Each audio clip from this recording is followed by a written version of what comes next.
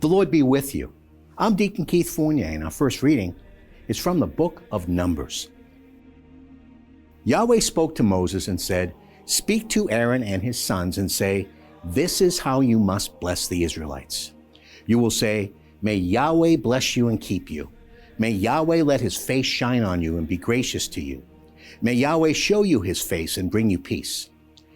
This is how they must call down my name on the Israelites, and then I shall bless them."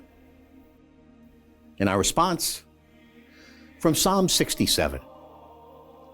Then the earth will acknowledge your ways, and all nations your power to save. Let the nations praise you, God. Let all the nations praise you. Let the nations praise you, God. Let all the nations praise you. The earth has yielded its produce. God, our God, has blessed us. In our second reading from the letter of the Apostle Paul to the Galatians. But when the completion, the fullness of the time came, God sent his Son, born of a woman, born a subject to the law, to redeem the subjects of the law, so that we could receive adoption as sons. As you are sons, God has sent into our hearts the Spirit of his Son, crying, Abba, Father. And so you are no longer a slave, but a son. And if a son, then an heir, by God's own act. A reading from the Holy Gospel, according to St. Luke. So they hurried away and found Mary and Joseph and the baby lying in the manger.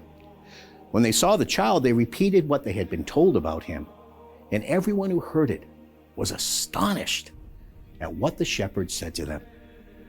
As for Mary, she treasured all these things and pondered them in her heart. And the shepherds went back, glorifying and praising God for all they had heard and seen, just as they had been told.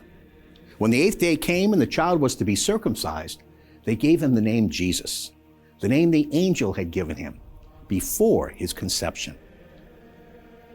The Gospel of the Lord.